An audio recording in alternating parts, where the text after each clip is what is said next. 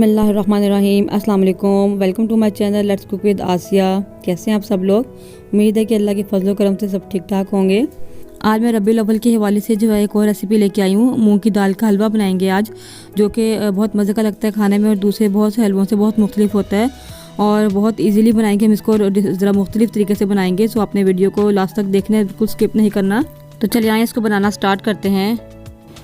यहाँ पे मैंने 1 कप जो है मूंग की दाल ली थी। इसको मैंने रात भर के लिए भिगो दिया था पानी में और अब मैंने इसका पानी निकाल दिया और अब हम इसको जो है ग्राइंडर में डाल के इसका पेस्ट बना लेंगे। और हमने इसको पानी इसके अंदर बिल्कुल नहीं डालना, वरना पतला हो जाएगा और ज़रूरत पड़ेगी हमें तो फिर हम 1 आध चम्मच डाल लेंगे, लेकिन ज़्यादा पानी नहीं डालेंगे। तो चलिए इसको ग्राइंड करते हैं। यहाँ मैंने इसको ग्राइंडर में डाल दिया और मैं इसको जो है इसका पेस्ट बना लूँगी, फ़ाइन पेस्ट।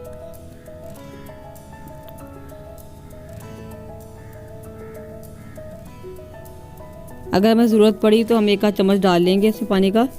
यहाँ पे मैंने 1 चम्मच पानी का डाला था और दरमियान में हम इसको ग्राइंड करते साथ साथ मिक्स करते जाएंगे ताकि हमें मुश्किल ना हो पीसते हुए इसको।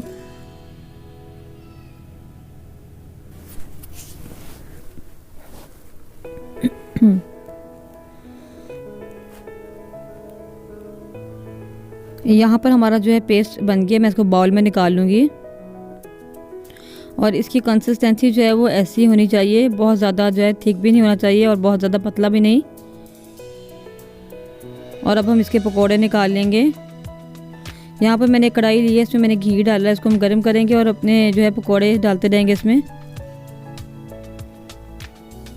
ये देखिए मैं चम्मच से डाल रही हूँ, आप चाहें तो इसको हाथ से डाल सकते हैं जैसे आपको आसानी लगे।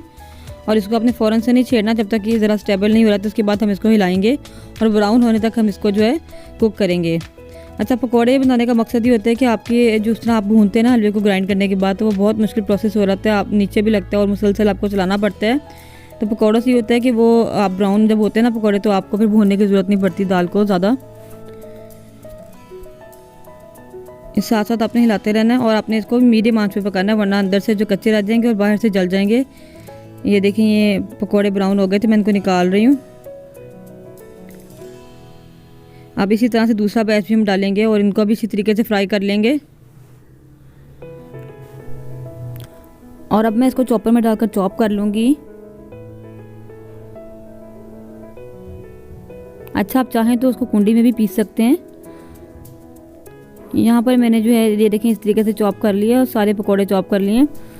यहाँ पर मैंने फ्राइंग पैन ले लिया और इस पर थोड़ा सा देसी घी डाला है और इसमें मैं जो है अपने बादाम जो मैंने चॉप किए थे उनको मैं इसमें डालकर रोस्ट कर लूँगी। और थोड़ा सा रोस्ट करने के बाद मैं उसको दोबारा से बाउल में डाल दूँगी और एक बार फिर फ्राइंग पैन रखेंगे और इसमें मैं डालूँगी 1/2 कप देसी घी। और इस आप चाहें तो डालडा घी भी डाल सकते हैं या ऑयल भी डाल सकते हैं, लेकिन देसी घी में अच्छा फ्लेवर आता है। सो आप देसी घी डालिए। इसमें 2-3 मैं इलायचियाँ खोल कर डाल दूँगी। और अब हम इसमें जो अपनी दाल जो हमने पीसी थी वो डाल देंगे और इसको थोड़ा सा और भून लेंगे। और अब भूनने का प्रोसेस ज़रा आसान होगा क्योंकि हमने इसको फ्राई कर लिया था। अगर तो आपकी दाल ज़्यादा आपने पकोड़े ज़्यादा ब्राउन करके निकाले होंगे तो आपको उसको भूनने की ज़रूरत नहीं पड़ेगी। तो मेरे ज़रा ज़्यादा ब्राउन नहीं हो सके थे तो मैं इसको थोड़ा सा भून रही हूँ ताकि और ब्राउन हो जाए। और इसको हम जो है मैश करते जाएंगे साथ साथ और इसको थोड़ा सा भूनते जाएंगे। देखें ये देखिए अब ये नीचे नहीं लग रही, ईजिली भूनी जा रही है।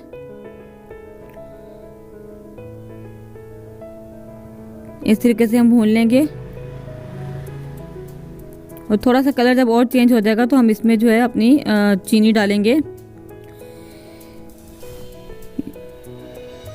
यहाँ पर मेरे पास जो है तकरीबन 1/4 कप चीनी का था, मैं वो इसमें डाल रही हूँ। आप चाहें तो 1 कप ही डाल सकते हैं, 1 कप बिल्कुल ठीक होता है, लेकिन मैं थोड़ी कम डाल रही हूँ। और मैं यहाँ पर जो 1.5 कप मैं डालूँगी पानी का। ये आधा कप था मेरे पास तो मैंने 3 दफ़ा डाला है, तो ये 1.5 कप हो गया।